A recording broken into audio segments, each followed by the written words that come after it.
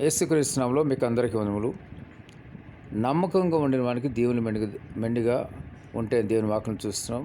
మనం ఏ పనిలో అయినా దేవుడు మనకు అప్పగించిన బాధ్యత అయినా, మనం చేసే ఉద్యోగంలో అయినా, మరి ఏ పనులైనా సరే మన నమ్మకంగా ఉంటే కనుక మరి దేవుడు మనల్ని దీవించి ఆశీర్వదిస్తాడు. అంతేకాకుండా మరి ప్రతి నెల వచ్చే ఆదాయంలో, ఆ రాబడిలో మరి దేవునికి ఇవ్వాల్సిన 10వ తీస్తే కనుక ఆర్థికంగా కూడా దేవుడు దీవించి ఆశీర్వదిస్తాడు. ఆ 10వ కూడా మనం నమ్మకంగా 10వ తీసి దేవునికి అప్పగించాలి. దేవునికి అప్పగించుంటే ఎక్కడ అప్పగించాలి? మరి ఏదైనా చర్చికి వెళ్తే ఆ చర్చిలో ఇవ్వండి, లేదా ఏదైనా సహవాసానికి వెళ్తే ఆ సహవాసంలో ఇవ్వండి. ఇవ్వటమంటే ఒకటి చేతికి ఇవ్వద్దు, అక్కడ చందా పెట్టలేయండి. ఎందుకంటే మనం ఇచ్చే దేవుని తప్ప మనుషులు తెలియకూడదు. ఆ విధంగా చేయండి. ఇంకా మీకు ఒకవేళ అక్కడ మీరు ఏ చర్చికి వెళ్ళకపోతే కనుక మీకు నమ్మకమైనటువంటి సేవకులు ఉంటే ఆ సేవకులు మీరు ఆ 10వ ఇవ్వండి.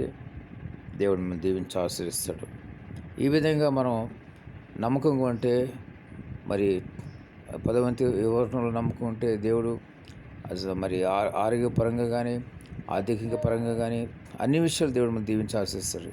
కాబట్టి ప్రతి ఒక్కరు కూడా అన్ని విషయాలు నమ్మకంగా ఉండండి. ప్రతి విషయంలో దేవుడు అప్పగించే బాధ్యత కానీ, ఉద్యోగం కానీ దేనిలో నమ్మకంగా ఉంటే కనుక దేవుడు దీవిస్తాడు.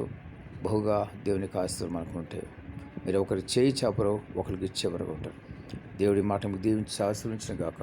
ఆమేన్.